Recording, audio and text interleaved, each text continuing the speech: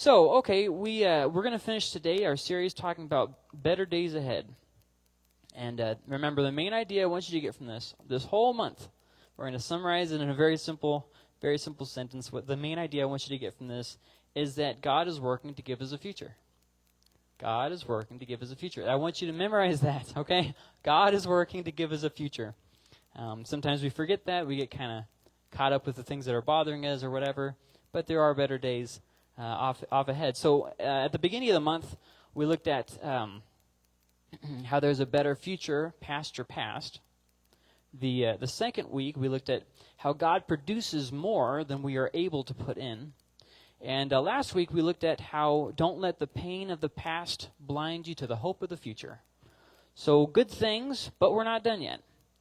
For today, we're going to look at Mark chapter 16, verses 1 through 6. It's on the screen. When the Sabbath was over, the Sabbath is the last day of the week. For the Jews, it was Saturday. Mary Magdalene, Mary the mother of James, and Salome bought spices so that they could go and anoint him being Jesus. Very early in the morning, on the first day of the week, they went to the tomb at sunrise. They were saying to one another, "Who will roll away the stone from the entrance to the tomb for us?" Looking up, they noticed that the stone, which was very large, had been rolled away. When they entered the tomb, they saw a young man dressed in a white robe sitting on the right side. They were alarmed. "Don't be alarmed," he told them. "You are looking for Jesus of Nazareth, who was crucified. He has risen. He is not here. See the place where they put him?" And in life, I hate waiting. I just hate waiting. It's one of those things where if now is good, yesterday was even better. I want it already done. At the point I'm talking to you, I want this to already have done. When we found out that the fuel line on the van was cut, that was something we didn't want to have to take the time to fix it. We wanted it to already have been fixed, that we wouldn't have had to fix it. I hate waiting. It's just absolutely despise it. I mean, don't you? Don't we all kind of hate waiting? Isn't that kind of like one of those things that we just... But let's think about this. If you look at this little picture on the screen, I think that kind of encapsulates how we all feel. Still waiting. All we do as people is wait. We hate waiting, but that's really all we do. We're at the store. We're waiting in line. We're waiting on the IRS. We're waiting on the government. We're waiting on our work. We're waiting on all these different things. Before you have kids, you're waiting on having kids. And when you have kids, you're still waiting on having kids. And then when your kids move out, you're still waiting on your kids. It's one of those things, you're always waiting. You go to work and you have to hurry up and wait. You got all these projects, you want to do all of them, but everything seems to go at a snail's pace when you really want to get done. If you don't believe me, get in a hurry and watch how many times your pocket catches on the doorknob. Now slow down and see how often it happens. It doesn't. These annoying things, they only seem to happen when we really are in a hurry. And, I mean, look at how long you had to wait for a pastor. It seemed like, oh, man, how long is this going to take? And it just seemed to drag on and on and on. At the time, I actually thought that I was called to go to a church in Georgia. So this is the time frame. End of last year, beginning of this year, I'm like, well, I'm done with ministry. I'm retiring from that. I'm going to go do something that is about me. Something where I can just focus on me and have my life be a good me fest. It's going to be great. And I won't have to deal with the problems anymore, and it's going to be great. And, then God started talking to my heart, and I was like, oh, no, he might be calling me to do that thing. No. And so then I was like, okay, well, at this point, if I don't go, I might be wrong. God might not be calling me, but at this point, if I don't go, I'll be disobeying him. I'll be living in rebellion. So I better go, and if I'm wrong, well, then I'm wrong, right? And so I say, okay, where should I go? And I put in for this church in Georgia. It's in a place I never even heard about. You guys probably know. It's called Columbus, Georgia. I'd never heard of the place, so I knew nothing about it. And so I put in for this church, and wait. Weeks turn into months. It goes on and on and on. Meanwhile, Mike Dickinson, he's the guy over the New Mexico district in assemblies. He says, there's this church in Roswell, and they're needing a pastor. And I was like, well, I don't really want to put in for that one yet because I haven't heard back from this one, and I feel like that would be kind of rude. I should, conclude a business before I start a business. So I'm waiting and waiting and waiting. Golly. Much like you guys are waiting for him to get to, what does this have anything to do with Jesus? Wait. So I'm waiting and I'm waiting. And finally, after not hearing for month upon month, I'm like, okay, let's go ahead and put in for Roswell and just see what happens. And so then I meet with Sandy, and, things are fine and everything. But I'm still like, well, I feel like I should wait for Georgia. So I told him, I said, we're just going to go ahead and pass on the church because, I felt like I was supposed to wait for Georgia, so I'm waiting. And boy, oh boy, did that drag out for so long. And it's difficult when you feel like you're doing something for God, and then you still have to wait for it. You're like, God, I didn't even want to be a pastor, okay? So just give me a yes or no so I can move on with my life. So this thing keeps going on and keeps dragging on. And then finally, Sandy contacts me again, and she says, this guy, he decided not to take the church, so do you want to reconsider? We'll talk about this. And I said, yeah, okay, why not? I mean, I'm just sitting here waiting anyways. So I come down here. Long story short, they up there in Columbus, they found a pastor and voted him the exact same day that you guys voted me in here. And so I don't know if I was wrong, if God was just wanting me to wait, I don't know. I just don't know. But, I did what I thought I was supposed to at the time, and I waited. And that's the difficult part, is when you get to that point, you say, God, I just don't understand the delay. What's taking so long with your plan? I don't get that. Some of you might be praying for your kids who aren't saved. God, what's the deal? What's taking so long? Here's my clock and my time frame. Well, let me encourage you to just throw away your clock and your time frame when you're dealing with God. He does his own thing in his own way, in his own time, and that's just kind of how it goes.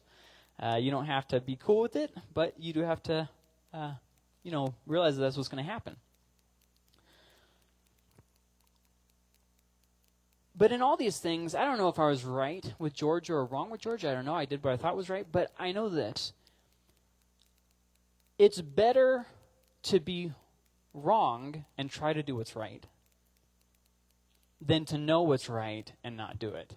You hear what I'm saying? So maybe I was wrong with Georgia. I don't know. But I did what I thought I was supposed to do, and it ended up here. It's fine. I'm not like, oh, Georgia. It's that song about Georgia on my mind. I don't really remember how it goes right now, but I mean, it was whatever to me. I was stepping out of my comfort zone either way. I just wanted to go to a life of peace and tranquility on a ranch somewhere. But God often has different plans for us than we do for ourselves. And so, okay, I'm waiting, all this stuff happens. And the thing that happens is that life keeps moving. You lose someone, you're grieved for the loss, but life keeps moving. It's not like everything stops in your world and there's a parade for every single time that you go through a painful experience. No, it's one of these things where life just keeps moving, and sometimes it moves painfully slow. Just painfully slow. The disciples of Jesus knew exactly what that feeling was. They had to wait the longest 3 days in history, and that's actually where we picked up at that story. That is, we read in Mark chapter 16. What was happening there was they were waiting. And everybody talks about Jesus' death and his resurrection, but the thing is, there was an eternity in between his death and his resurrection for the disciples. And I even made a little diagram just to help you understand what I'm saying. There's his death, there's his resurrection, and then there's this eternity in between of discomfort that they had to deal with. All of us here, we lived through 2020. That was the longest 10 years of my life. I would recommend it 1 out of 5 stars. Would not recommend. It was a terrible, terrible year. I would not do it again. Had God asked me before if I would be willing to do that, I would have told him, no, I don't want to do that. But he did not. And I feel like these 3 days for the disciples were very similar. So let's kind of backtrack and read some of Mark and see kind of what the setting is here. First, do you want me to switch to a different mic? Yeah?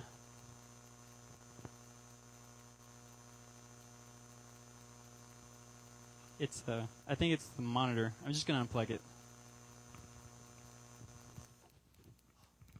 Oh, so much better.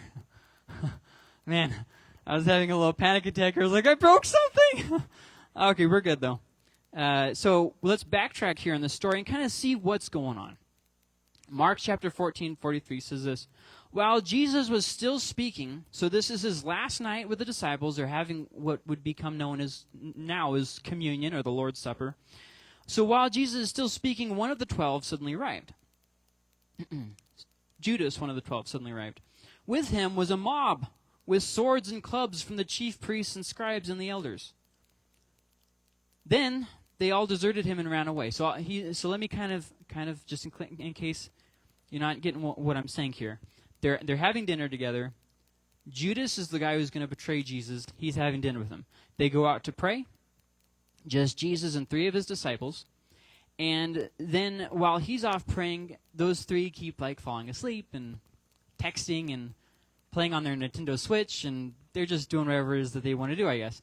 And so he keeps saying, hey, you should probably stay awake and alert. And then that's when Judas walks up with this mob, and they're like, oh, we're going to arrest you.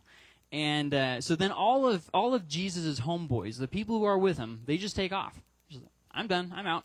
I didn't sign up for this. And so they just take off. And then we get to verse 66. While Peter was in the courtyard below, so they arrest him, they take him to the high priest. While Peter was in the courtyard below, one of the high priest's maidservants came. When she saw Peter warming himself, she looked at him and said, "You also were with Jesus, the man from Nazareth." But he denied it. I don't know or understand what you're even talking about. I like that. I don't know or even understand what you're talking. Are you speaking English? Then he went out to the entryway, and a rooster crowed. Verse 72. Immediately a rooster crowed a second time, and Peter remembered when Jesus had spoken the word to him, "Before the rooster crows twice, you will deny me 3 times." And he broke down and wept. One of the Gospels says that he went out and wept bitterly. So then we get to verse 42 through 46, when it was of chapter 15. When it was already evening, so all these things are happening before Jesus dies. So then we get to verse 42, and Jesus has died. It did not take all that long. He was arrested, died. We're now in the evening. Okay. When it was already evening, because it was the day of preparation, that is the day before the Sabbath, so that would be Friday, Joseph of Arimathea, a prominent member of the Sanhedrin, who was himself looking forward to the kingdom of God, came and boldly went to Pilate and asked for Jesus' body. Pilate was surprised that he was already dead. Summoning the centurion, he asked him whether he had already died. When he found out from the centurion, who's kind of like a Roman captain, he gave the corpse to Joseph. After he bought some linen cloth, Joseph took him down and wrapped him in the linen. They were on... We'll just stop right there. I don't want to go to the next part. So here they are. They're following this guy. Hey, this guy, he might be the real deal here. But only after they're following him for a while does one of his disciples finally say, "You're the Christ, the Son of the living God." And it only took them about half of their ministry together to figure that out.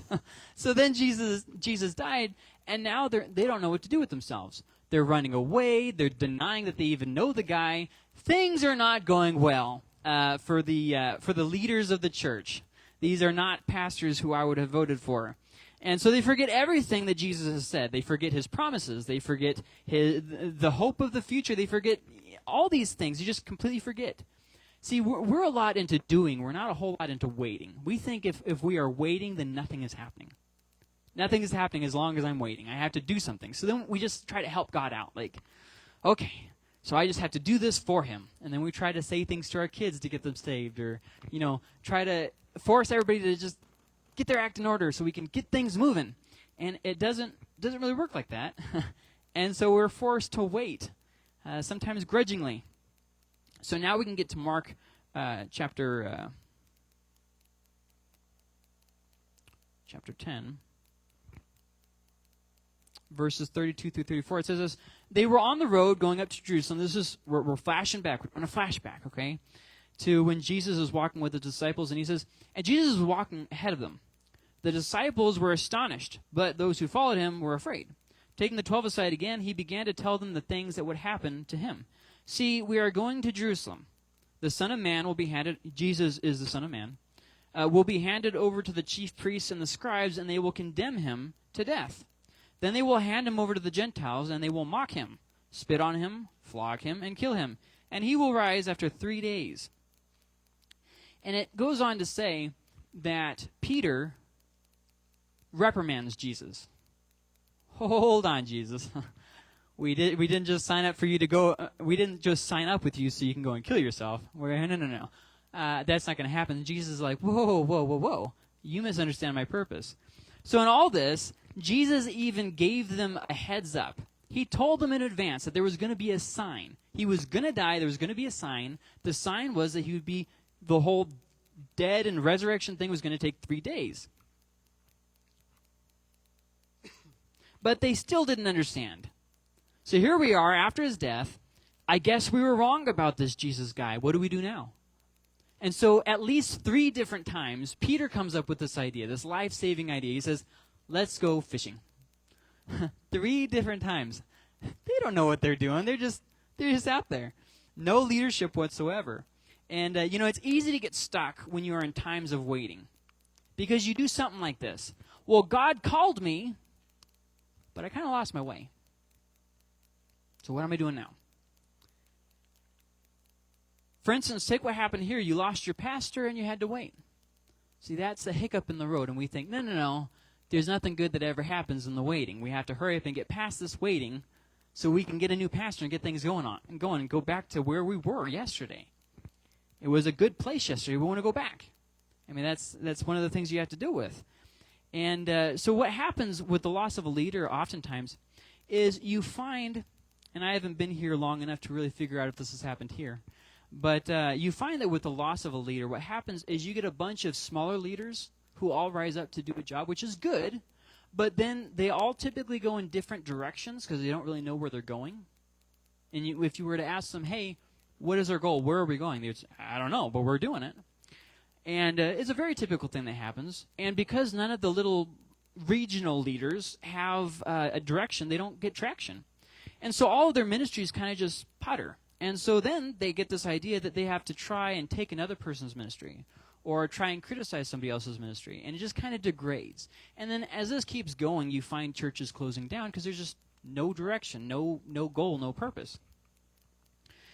The answer that a lot of times pastors do is they try to go in and try to be heavy-handed. I'm going to fix everything in a day because I'm Superman. I know everything that needs to be fixed. And that's probably not the best idea. It's typically best to be more flexible and patient and deal with people. I'm telling you guys this in case you have to do this. You can change and fix something in a day, but if you change it real quick, sometimes you just make bigger problems. But when you do that kind of stuff, sometimes you're mistook for being indecisive. And I can imagine maybe the disciples having a few disagreements with artistic liberty with Jesus. So Jesus, you want to do this, you want to start this whole kingdom thing, that's great, you're doing it wrong, okay? Your social media presence is lacking, you're dying, that's not going to help your message. You need to do all these things that we know of how to grow your ministry. And 10 easy steps. And Jesus had his own way of growing his ministry. It was called laying down his life. And in that, he laid the model for us to not be impatient and rough with each other or with our kids or with anything else, but to rather be patient and flexible and to work with each other. So the main point that I'm getting in this, and it's there on the slide there, you lose hope and vision and just try to get through it with your head down. When you go through pain after pain, you just try to get through it with your head down. Or you go to the other side and try to force the change. I can fix this if I just force people to do the right thing. And it's one of those things that we do out of fear. And it's normal. And but after you go through pain after pain, you kind of get this idea, I'm spent, nothing left, all funned out, I'm out of gas, let's move on, I'm just going to move on. And that's really not the best course of action because if you wait through the pain, you get to the next part of the story. But the problem is so much of life is spent in that waiting, but we get tired of the waiting, so we try and hurry it along. Because once again, we don't like to wait, we like to do. If we're waiting, we're not doing, which means God's not in it.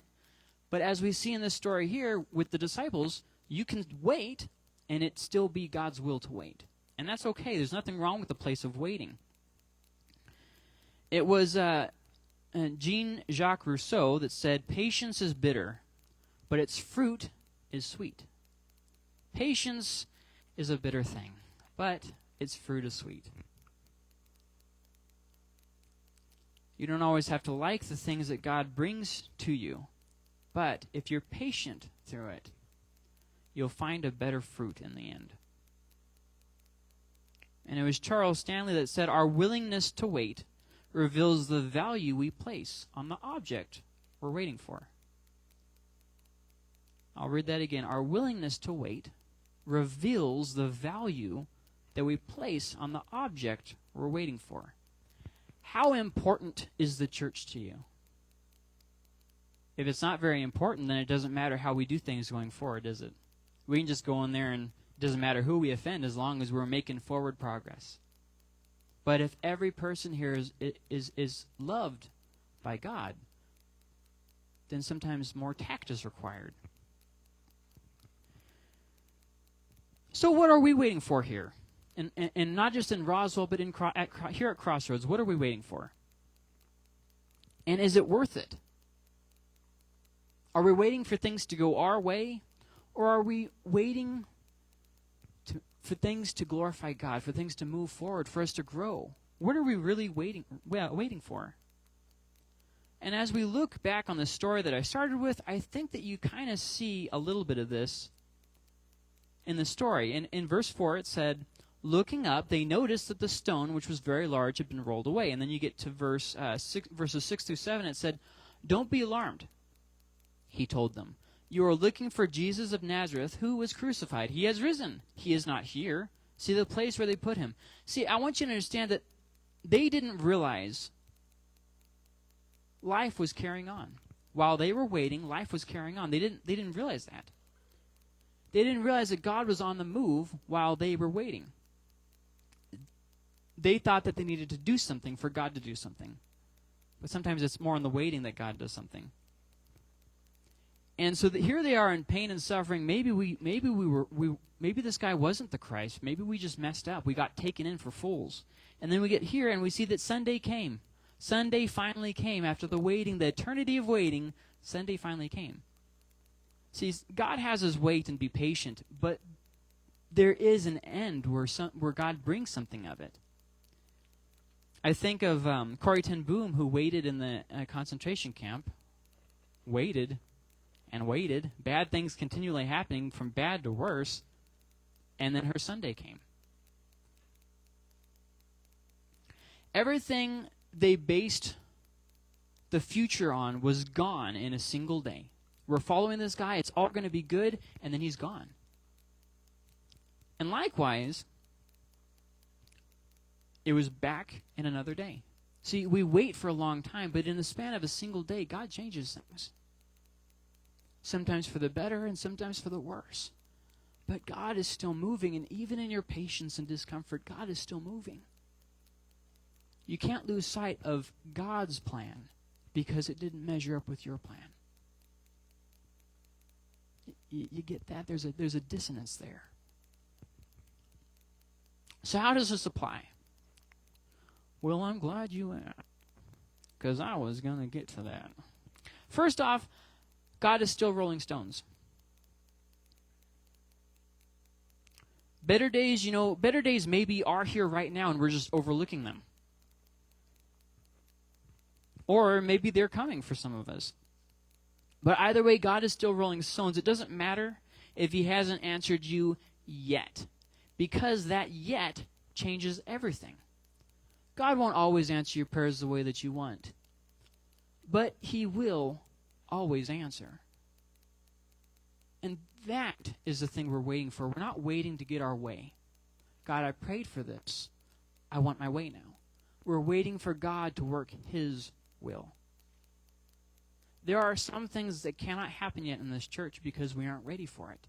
We haven't grown enough for it. I'm not talking about numbers. I'm talking about in here. God wants to change our heart before he'll ever change our ministry or the way ahead or any of those things. Because remember, we are concerned about perfection, but God is concerned about character. And he is still rolling stones. And sometimes that stone that he rolls is a bitter heart. And don't fool yourself.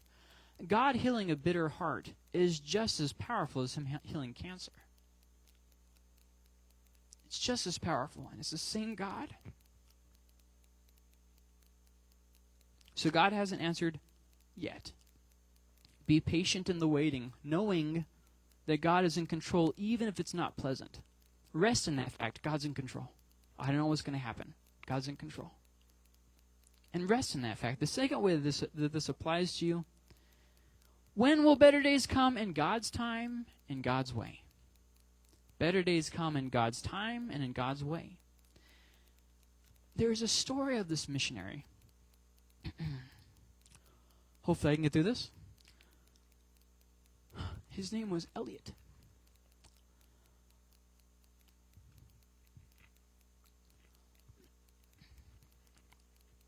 And God called him to go to some tribal people in South America. Remember, if God calls you, it's only good. It's only going to be pleasant and fun. And no. So God calls him. He goes down to South America, and he goes to these tribal people who hadn't really had contact with the outside world. And while he was there, they killed him, and they destroyed his camp. It just wasn't good in our eyes.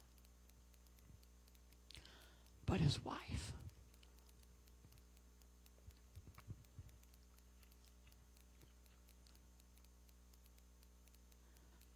his wife's name was Elizabeth. And Elizabeth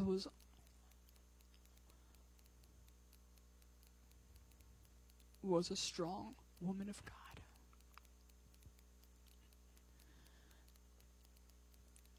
And she loved the Lord with all of her heart. And she struggled because these people had killed her husband. But she went back. And when she got there, she found an open door for ministry. And the tribe heard about Jesus. And they got saved. And the cost was her husband.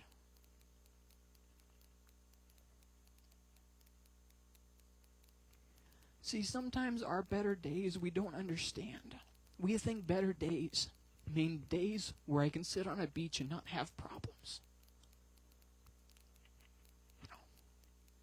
Better days are seeing God moving. That's better days. And they are ahead. And they are coming. Better days aren't more comfortable. They're not more safe. For Elliot, she learned love. And she saw salvations. And this is what she had to say. The secret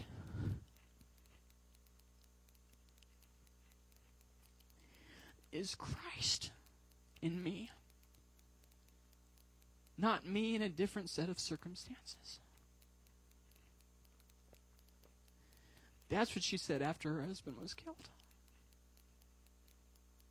It's about God. And it's about Christ. And then she also said this hard place in which you perhaps find yourself is the very place in which God is giving you opportunity to look only to Him. To spend time in prayer and to learn long-suffering, gentleness, meekness. In short, to learn the depths of the love that Christ Himself has poured out on all of us. What a mighty woman of God.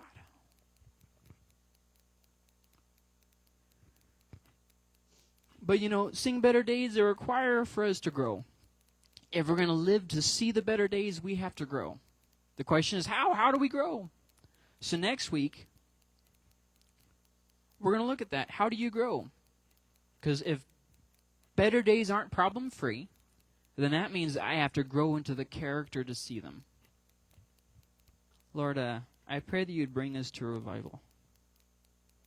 We're not asking for a revival that does nothing for our hearts. We're asking for a revival that changes our hearts.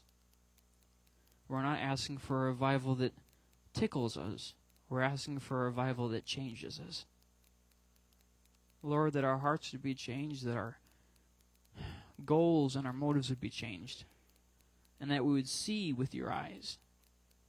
We'd see the hurting people and not the problem. Lord, I pray you would train us in your ways. Help us, God, to grow in our hearts, because we know that you treasure our hearts growing as much as you treasure the numbers growing. Lord, I pray that you would do a work in our hearts and change us.